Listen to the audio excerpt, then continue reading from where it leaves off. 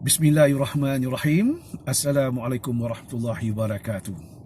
Sekiranya kita ingin berjuang ataupun duduk di dalam sebuah perjuangan, kita haruslah membawa satu kebenaran. Kerana kebenaran inilah yang akan menghapuskan dan juga menentang kebatilan. Yang ambil rasuah orang Melayu. Yang pergi serbu, pergi tangkap orang Melayu. Yang bagi lesen kedai, lesen arak, lesen judi, lesen pelacuran, orang Melayu. Yang buat undang-undang ini adalah orang Melayu. Dan yang menjatuhkan hukuman juga adalah orang Melayu. Jadi saya minta maaf di sini. Di manakah yang kita lihat ketaranya kesalahan warga-warga asing dan juga kafir-kafir laknatullah. Kita ni kalau kita nak tebang, kita nak buang satu pokok, kita jangan potong lidahannya. Kalau kita potong lidahannya, dahannya akan tumbuh dan tumbuh lagi. Jadi apa yang perlu kita lakukan, kita perlu mencabut dengan akar-akarnya sekali. Barulah kita nampak keberhasilannya. Saya ada lihat ke belakangan ini ada misi-misi daripada pihak penganjur dan juga NGO untuk misi pembenterasan warga-warga asing. Alhamdulillahirrabbilalamin. Ucapan tahniah dan juga terima kasih kepada mereka-mereka ini yang peka, prihatin terhadap keselamatan dan keharmonian negara Malaysia. Terima kasih diucapkan kepada mereka. Hadir saya hari ini untuk saya memberikan pandangan. Kita ni bila kita nak berjihad ni, dia tak semestinya kita nak bersama, kita nak mengambil senjata untuk kita berperang. Apa yang saya cuba lakukan ini, saya sampaikan, saya berpesan-pesan jihad saya ini, saya menyampaikan. Jadi sekiranya ianya bermanfaat kepada rakyat Malaysia dan juga khususnya kepada umat-umat Nabi Muhammad SAW, Allahumma salli ala Muhammad, tolong usulkan ataupun olahkan untuk kita memperkuatkan perjuangan kita, insya-Allah. Okey, bila kita lihat misi-misi yang mereka ada ini lebih kepada pembenterasan warga asing, serbuan, tangkapan, menarik balik lesen kedai dan juga memasukkan kad-kad yang warga asing ada ini yang boleh menembusi undang-undang Malaysia. Jadi saya minta maaf di sini Tidak ada satu pun kelihatan yang kita lihat di situ misi-misi mereka ini untuk menyerbu, menangkap penjawat awam dan juga penguatkuasa yang terlibat dengan rasuah. Tidak ada satu pun misi mereka ini untuk menyita harta benda penjawat-penjawat awam dan penguatkuasa yang lebih daripada kemampuan mereka. Tidak ada satu pun usulan-usulan sepatutnya yang patut mereka usulkan tindakan-tindakan yang lebih berat kepada pengkhianat dan juga perasuah ini. Kamu lihat tak? Kita ni kalau kita nak asyik-asyik tunding orang, kita nak salahkan orang, kita nampak kesalahan warga-warga asing ini, kita tak nampak kesalahan kita sendiri, sampai bila pun apa pun yang kita lakukan tidak akan berhasil. Kalau tidak kerana pengkhianat dan juga perasuah-perasuah ini, kamu rasa warga-warga asing ini boleh angkat muka ke? Kita lihat sendiri, sebenar-benarnya punca dia datang daripada musuh dalam selimut kita. Kita kena cuci, bersihkan dulu. Walaupun di dunia ni pun kita tak boleh nak menghapuskan rasuah ni, kita tak boleh nak hapuskan. Tetapi sekurang-kurangnya kita reduce, kita kurangkan dengan hukuman-hukuman yang lebih berat. Kita tengok negara China. Negara China mereka tembak mati perasuah-perasuah. Dalam Al-Quran surah An-Nisa 88-89 Allah sebut dalam surah An-Nisa 89 Allah sebut, Allah suruh bunuh orang-orang munafik ini. Kamu lihat. Tetapi kita sekurang-kurangnya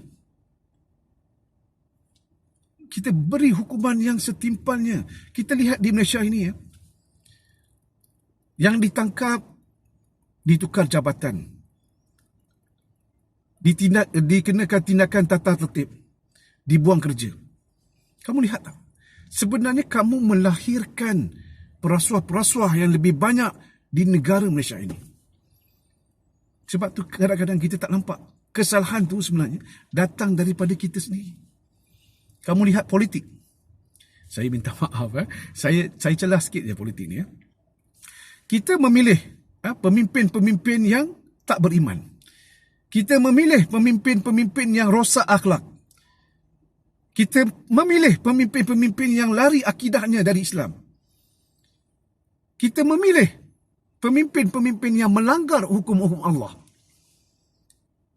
Lepas tu kita nak salahkan KP. Kita nak salahkan DAP. Tetapi kita tak nampak ni. Kita yang pilih pemimpin-pemimpin yang tidak beriman. Jangan disalahkan KP. KP tu kita dah tahu dah memang KP dah. Kita ni yang tak beriman, kita yang rosak akhlak. Kita ni lari daripada akidah. Jadi kita perbetulkan dulu. Perbetulkan dulu perjalanan kita, akidah kita.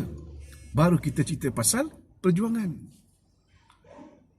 Kamu lihat penjawat-penjawat awam, penguatkuasa ini, saya minta maaf. Mereka-mereka ini kurang kasih sayang dalam agama. Kepada penjawat awam dan penguatkuasa, kamu dengar sini. Kamu adalah sahabat dan juga saudara saya. Satu hari kamu tidak ada solat, satu hari kamu tidak ada zikir dalam diri kamu, jadi sebenar-benarnya kamu membuka.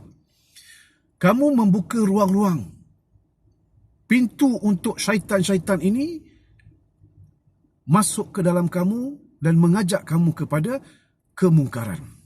Kamu tak lindung diri kamu dengan solat. Kamu tak lindung diri kamu dengan zikir. Kamu berhadapan setiap hari dengan anasir-anasir yang boleh membawa kepada kemungkaran. Jadi perkuatkan diri kamu.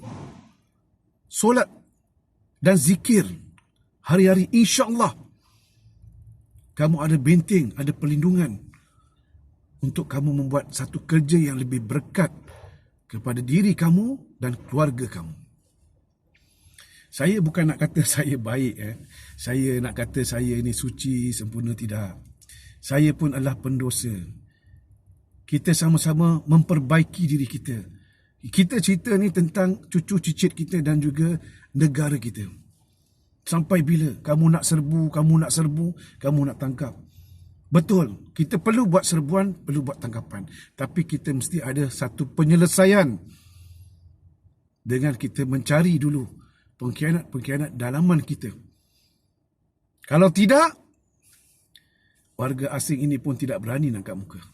Saya tak. Kita ada 10 butir peluru. 9 peluru yang kita ada tu kita tembak kepada pengkhianat-pengkhianat kita. Dan 1 butir kita tembak kepada musuh. Kalau tidak kerana pengkhianat-pengkhianat ini, musuh-musuh tidak boleh menembusi dalaman kita. Jadi saya berpesan-pesan dan usulkanlah kepada mana-mana NGO ataupun pihak-pihak penganjur, kita bersihkan dulu dalaman kita. Kerana mereka-mereka ini dalam kelompok kamu. Kamu berjuang ni.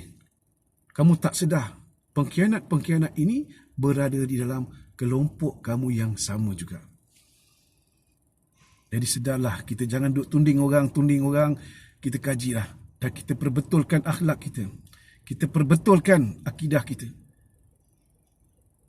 Kita bertakwa, beriman kepada Allah dan kita cerita pasal perjuangan. InsyaAllah. Kita sama-sama. Bukan saya nak kata saya baik, tidak. Saya pun pendosa juga.